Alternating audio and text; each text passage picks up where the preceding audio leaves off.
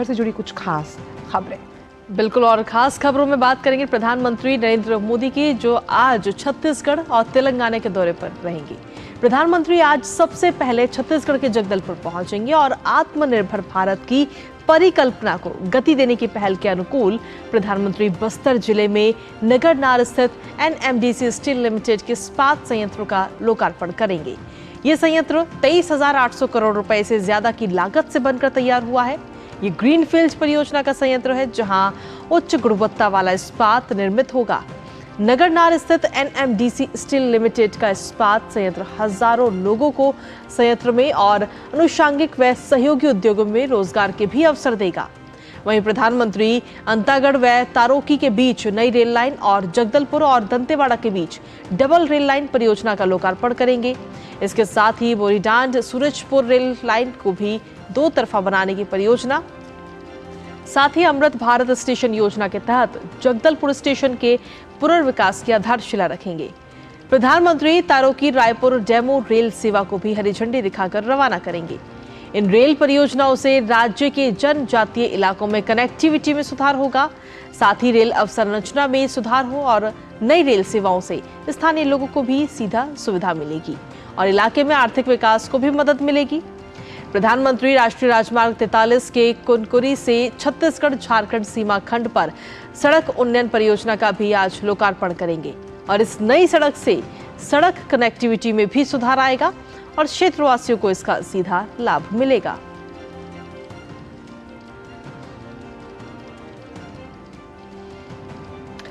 और इसी बड़ी खबर पर बात करने के लिए हमारे साथ जगदलपुर छत्तीसगढ़ से जुड़ रहे हैं हमारे संवाददाता नीरज सिंह। नीरज, प्रधानमंत्री का आज का जो छत्तीसगढ़ का ये दौरा है, साफ तौर पर रेल परियोजनाओं की जो सौगात है वो तो मिलेगी ही, साथ में जब प्रधानमंत्री संबोधन देंगे पब्लिक रैली में, उसमें भी सीधा जनता से मुखातिब होंगे। किस तरह की तैयारी है? देखिए, बिल्कुल आसिफ, जनता से मुखातिब होंगे। 11 बजे के आसपास प्रधानमंत्री जगदलपुर पहुंचेंगे और आप जिस तरीके से बता भी रही थी अपनी रिपोर्ट में कि 26,000 करोड़ से ज्यादा के प्रोजेक्ट हैं जो इस इलाके में प्रधानमंत्री सौगात देने के लिए जा रहे हैं। और ये आसिफ वो इलाका है जो रोड कनेक्टिविटी के लिहाज से देखे, रेल कनेक्टिविटी के लिहाज से देखे तो इतना ज्यादा विकसित इलाका नहीं था दूसरे इलाकों की अगर हम बात करें छत्तीसगढ़ की। यही कारण है कि आप देख रहे हैं कि यहाँ विकास के तमाम जो कार्य है वो प्रधानमंत्री के द्वारा शुरू किए गए। आदिवासियों को लेकर कई तरह की योजना प्रधानमंत्री ने शुरू की। खास तौर से यहाँ के निवासियों की बड़े समय से मांग थी कि जगदलपुर जो रेलवे स्टेशन है उसको हाईटेक किया जाए, तो काफी पुराना रेलवे स्टेशन था।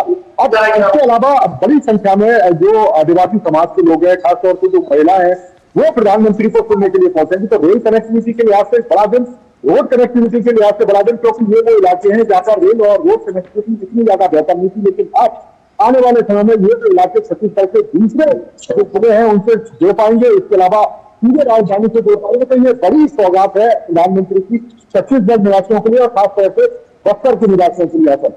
जी नीरज, ये तो बात रही सौगात की, और प्रधानमंत्री आज जनसभा को भी संबोधित करेंगे और इस दौरान उनको सुनने के लिए हजारों की संख्या में वहां पर लोग भी पहुंचेंगे। लेकिन साथ ही अभी अगर देखा जाए राजनीति के हिसाब से अगर नजर डालें तो इस साल के अंत में विधानसभा के चुनाव भी होने हैं, तो ऐसे में बीजेपी की तरफ से कहीं ना कहीं एक तैयारी भी रहेगी और एक उत्साह भी भरा जाएगा कार्यकर्ताओं में। देखिए, बिल्कुल उत्साह भरा जाएगा। आप देखें कि पिछले कुछ दिनों में प्रधानमंत्री लगातार, सबसे पहले आपने देखा होगा कि प्रधानमंत्री को सुनने के लिए जो महिला है उनकी बड़ी संख्या थी और इस बार भी जैसी तैयारियां यहाँ पर चल रही हैं और इसके अलावा जो हमने स्थानीय लोगों से बातचीत का ये कहना है तो बेसब्री से प्रधानमंत्री का इंतजार कर रहे हैं। चुनावी मुख्य तौर पर माहौल इस समय बना हुआ, किसी भी समय जो आचार संहिता है वो इस राज्य के लिए लग सकती है। चुनाव आयोग यहाँ पर समीक्षा बैठक है वो कर चुका है। यही कारण है कि ज्यादा से ज्यादा जो राजनीतिक पार्टियां हैं वो बढ़त हासिल करने की कोशिश कर रही है और प्रधानमंत्री की एक अपनी लोकप्रियता है और यही कारण है कि जब प्रधानमंत्री यहाँ पर रैली करेंगे तो भारतीय जनता पार्टी को एक अलग बूस्ट मिलेगा और चुनावी समय में इसका फायदा भारतीय जनता पार्टी को यहाँ से ज्यादा सीटें जीतकर देखने को भी मिलेगा। बस्तर की अगर बात करें तो भारतीय जनता पार्टी पहले से भी इस इलाके में स्ट्रांग रही है और उस बार प्रधानमंत्री की रैली के बाद जो कार्यकर्ता है और जो यहाँ के स्थानीय नेता है उनमें गजब का जो उत्साह है वो देखने को मिल रहा है। बिल्कुल ही नीरज, साथ ही साथ जिस तरह से प्रधानमंत्री जब भी किसी राज्य में जाते हैं जहां पर विकास की परियोजनाओं का जिक्र होता है, खाली शिलान्यास या आधारशिला नहीं, जो समय सीमा के अंतर्गत योजनाएं पूरी हो जाती हैं उसके बारे में भी बात करते हैं और किसी भी राज्य के लिए ये बेहद अहम है। उस लिहाज से आज का ये दौरा भी बहुत महत्वपूर्ण है।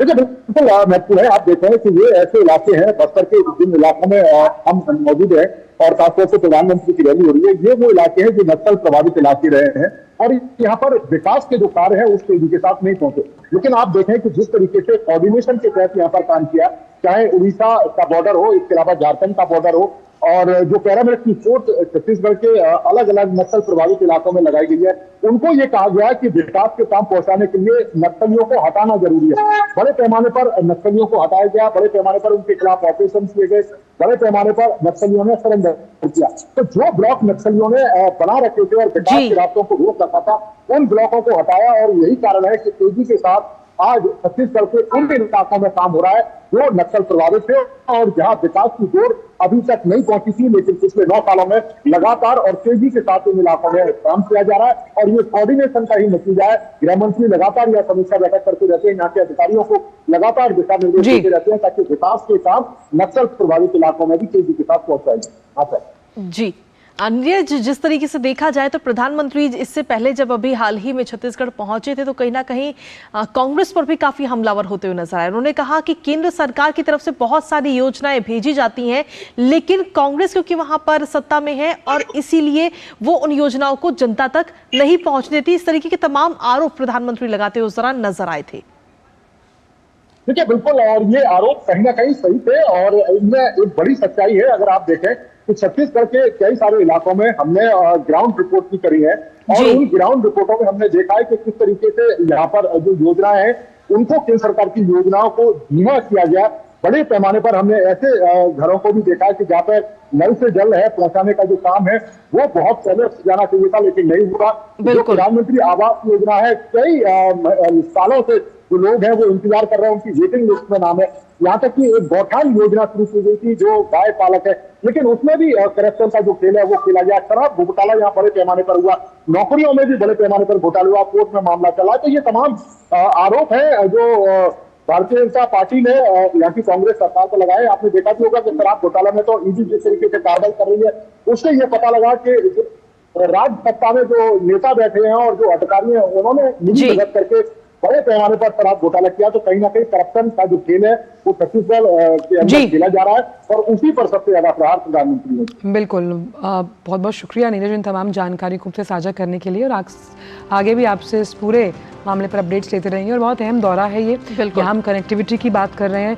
नक्सल प्रभावित माना जाता था बस्तर के इलाके को, कैसे अब वो विकास की नई गाथा लिखेगा। वहाँ रोजगार के जो